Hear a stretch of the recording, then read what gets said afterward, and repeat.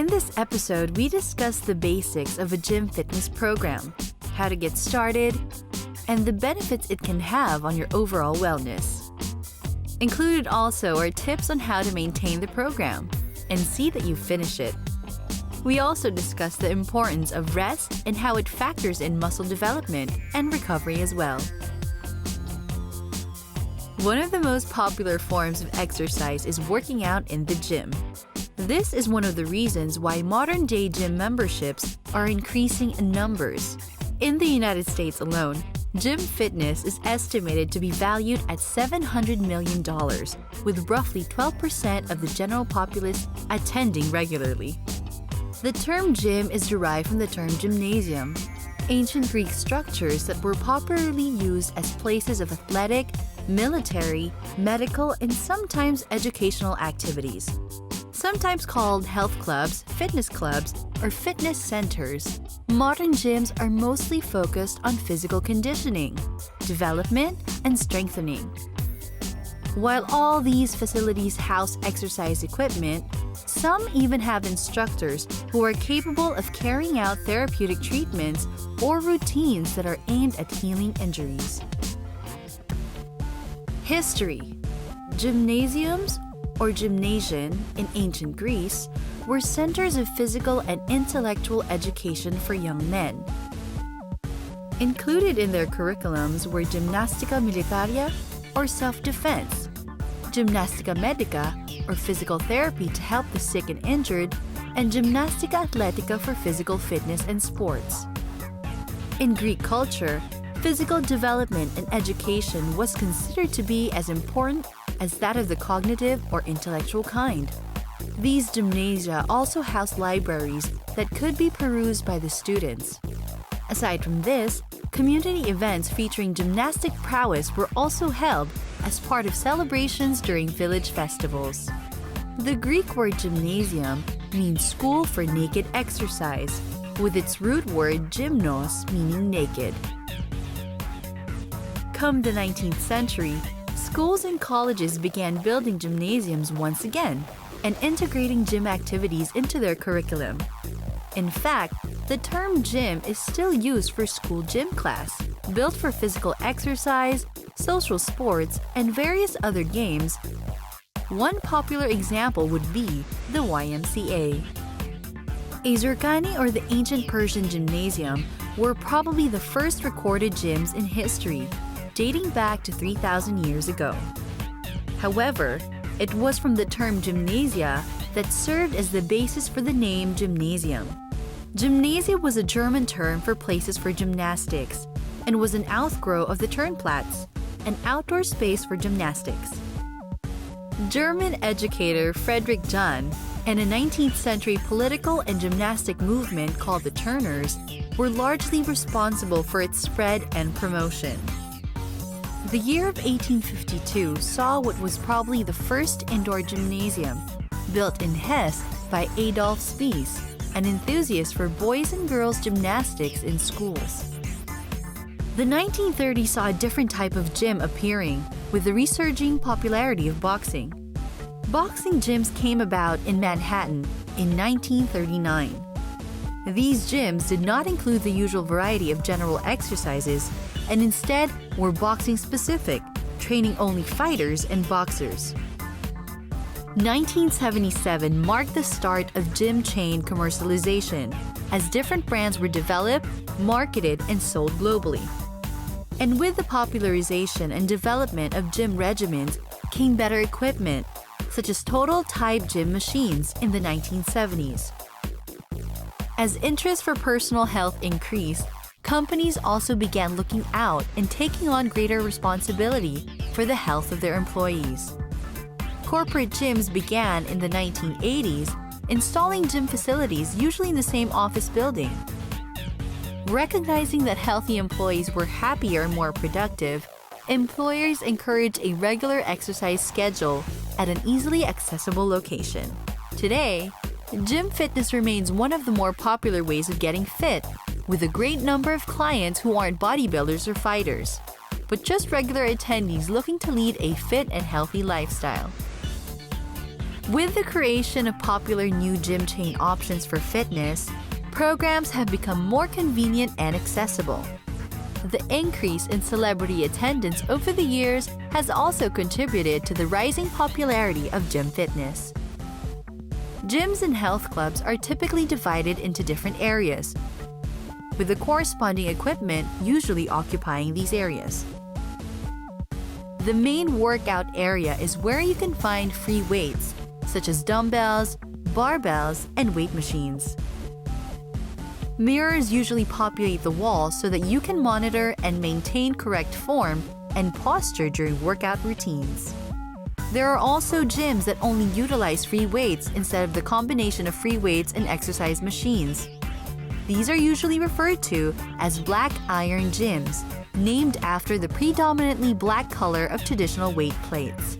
Cardiovascular training and workouts are usually done in the cardio theater or cardio area. This is where a lot of equipment such as rowing machines, stationary bikes, elliptical trainers, and treadmills can be found. Often because of the required workout length of cardio sessions, a gym may install a number of audiovisual displays around the area. This is to help with the workout pace and serves as a source of entertainment during the long session. Newer facilities with larger rooms can cater for numerous people and offer specialized classes, such as aerobics, boxing, or martial arts. Modern health clubs employ special trainers who can be hired by members to do one-on-one sessions to help clients with their fitness programs. Detailed assessments and customized workout routines are usually formulated by trainers and are monitored during workouts. Sometimes, trainers will even train with the members, ensuring that the proper amount of exercises are done. Some gym packages even include nutritional programs, complete with health assessment and advice. Some gyms and clubs even offer lifetime or founder membership level packages, which can be particularly beneficial to avid or frequent fitness buffs. These usually have higher upfront costs, but with lower monthly fees that feature comprehensive use of an establishment's facilities. Basics: how to get started in the gym. The first step is showing up at the gym. Understandably, with starting anything new, there is almost always a certain amount of anxiety involved. But once you get through the first few hurdles, you'll find that the nervousness gradually eases up and goes away. After joining, be sure to utilize fully the induction you get as a new member, which usually includes the tour of the facilities, demonstration of the equipment, and explanation of the basic program which you will be using to get started. And more importantly, once you've gotten over the initial fright of getting to the gym, ideally, you'll want to allot at least 3 mandatory days of working out. For your regimen to be substantial, you need to go no matter how tired you are. What time you do it doesn't really matter, as long as you go. As always, warming up is a definite must. A good 15 to 20 minutes on the treadmill at a medium pace is usually sufficient. Starting out with machine weights is ideal in the sense that these will help you with learning and maintaining proper form. It is generally advisable that you keep using the machine weights until you gain an understanding of how weights work in relation to your body. Work out on around 6 to 9 different machines without resting between machines within a 20 to 30 minute period. As most gyms have a dedicated workout or area supervisors, don't be afraid to approach them for any questions you may have or if you need assistance with the equipment.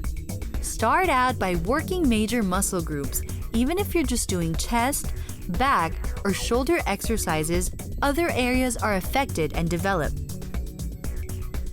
The slower you move the weight, the better.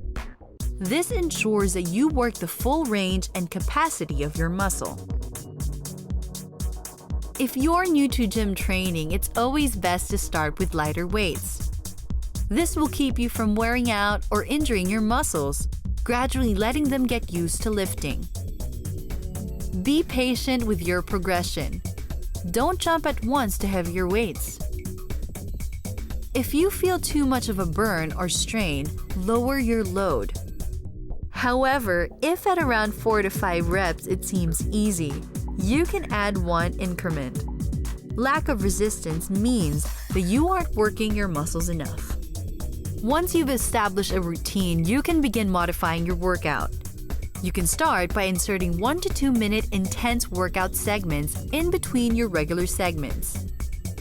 The idea here is to push yourself to raise your BPM to an additional 10 to 20 notches. Sustain your pace so that you break out into a sweat.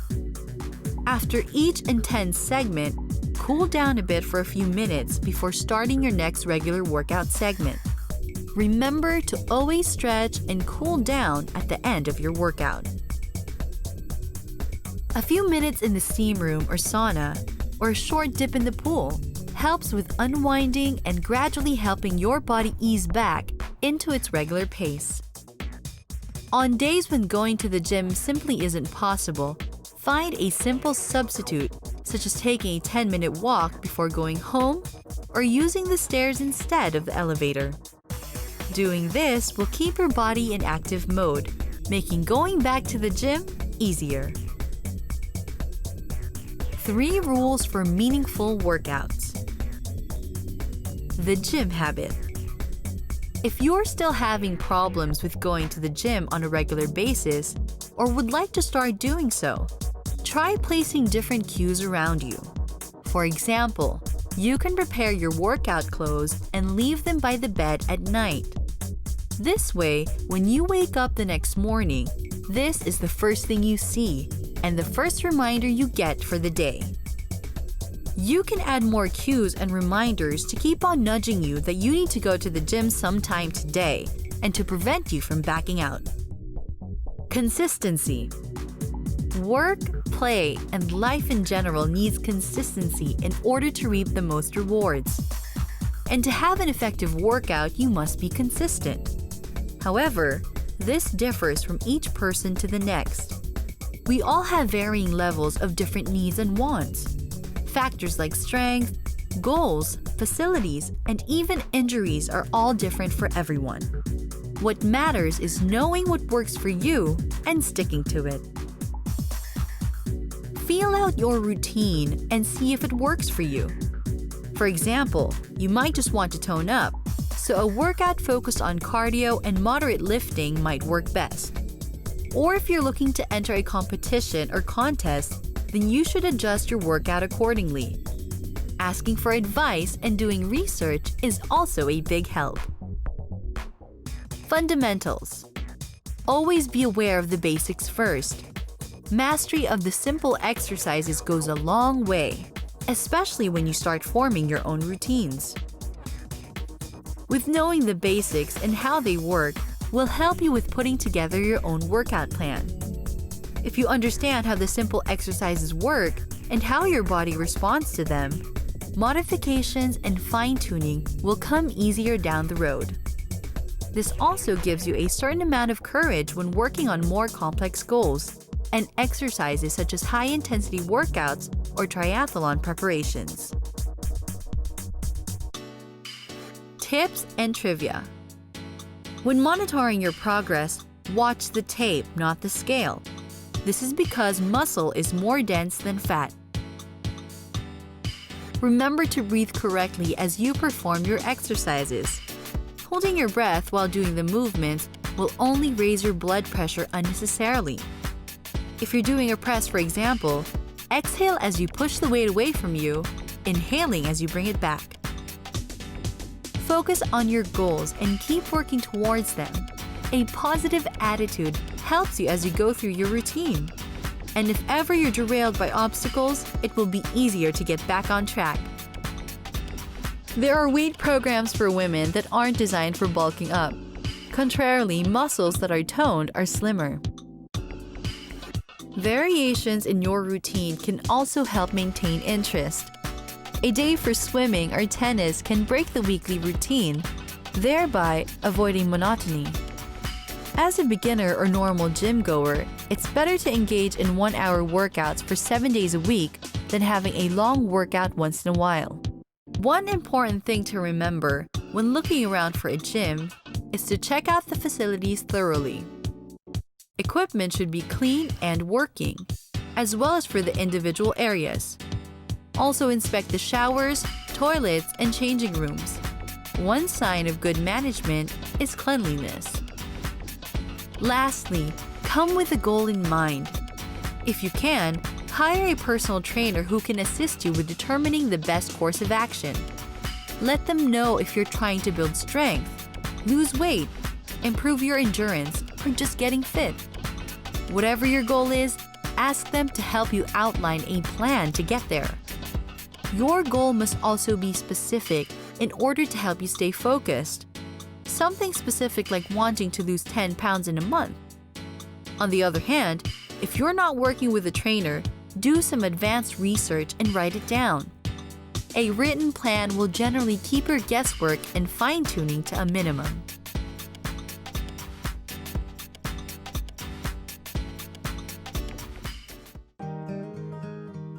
Healthy eating. With a workout routine in place, you will also need to observe a proper diet in order to obtain the results you want. Adjust your daily diet to include more vegetables and fruits, and lessen the consumption of dense foods such as dairy, fatty meats, carbohydrates, oils, and junk food. You don't need supplements or protein bars unless you are competing professionally. A lot of reasons for working out come from wanting to lose weight, which isn't bad at all. But sometimes there are cases where some people go on drastic and highly restrictive diets in order to drop pounds fast, which in some cases can be damaging to overall health. Take low-calorie diets, for example. The problem with this kind of diet is that the weight loss isn't really genuine, as you lose mostly liquids and muscle tissue, but not fat mass. There are also a number of problems that might arise from undertaking a low-calorie diet, such as a decrease in blood volume, thermoregulation problems, and a reduction of glycogen reserves in the liver and muscles, leading to loss of strength and energy. The right physical activity. As we mentioned before, aerobic activity should be combined with strength training as a balanced physical activity. An imbalance of focusing only on aerobic activity can bring about a risk of an ineffective workout, stressing your body. When this happens, your body utilizes defense mechanisms that reduce metabolism and increase fluid retention and overall tiredness. And when your body is stressed or tired, your body releases cortisol, also known as a stress hormone. When your body lacks the nutrients it needs, cortisol goes into action by breaking down muscle proteins, effectively reducing muscle size and mass.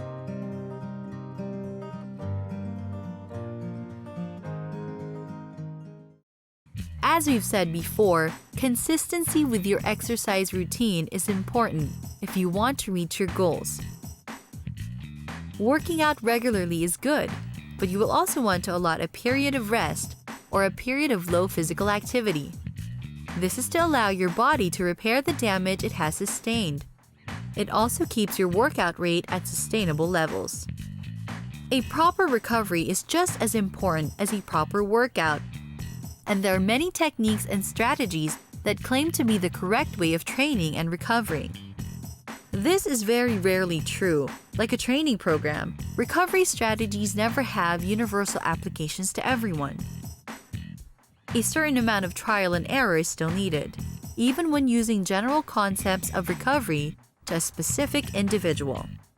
Generally, for the greater populace, the term rest means stillness, and is often associated also with sleep. And while stillness is important for the body and mind, it should not be done excessively. It should be remembered that this period of recovery brings about a large amount of tissue regeneration and nutrient delivery. Exercise also primes the body for the next physical challenge, developing it in such a way that it gets better at handling the routine being thrown at it. But this can only happen if there is blood flow, and if this is compromised, there is little or no improvement. Circulation in the body brings nutrients to the tissues, and these nutrients provide the material to build, and circulation is enhanced by movement. Your body also needs to recover the energy it has spent, in effect recharging your cells. In the case of intense workouts, you will generally need 1 week of low-intensity activity, with the rate sometimes reduced by half for every 6 to 8 weeks of training. Sometimes, 2 to 3 days of absolute rest is also a good idea. This period of rest is also important psychologically, as it allows you to prepare mentally for the coming exercise periods. The biggest danger of training without rest periods is risk of suffering from overtraining syndrome, which, when left unchecked, may lead to a decrease in your performance. The reality of exercise is that you don't progress as you work out. Progress happens after, as you are recovering from your workout routine. In other words, your workout is the stimuli that is fed to your body in order to elicit a response, and that response brings you closer to your goal. Ideally, a rest period should still include some movement, definitely not at the same level as that of regular workout days, but something a bit close. Don't stay in bed the whole day. Engage in some sort of movement or physical activity. The idea is, on a rest period, you take out the hard exercise you do in the gym and replace it with some lighter exercise type of activity. However, even if you are following a workout and recovery routine, never forget to listen to your body. So how will you know when your body needs a break? The answer is, you'll feel like having one. When your body needs rest, it will signal your brain that it needs to take a break. So how do you know when recovery is enough? Generally, when the soreness is gone from your muscles. Usually, intense workouts that result in soreness and pain will require a recovery period that lasts until the pain is gone. If you experience around 5 days of soreness, you should take it easy and have an extra 5 days off before another hard workout. Never train far above your abilities, just a little above your usual physical level. A workout with a challenge level that is appropriate for you will usually require just a day or two for recovery. Daily exercise routines are possible if you start off with low-intensity workouts, gradually working your way up to harder exercises. With a gradual pace, your body also learns a faster recovery rate, eventually resulting in less absolute rest periods and continual workout days.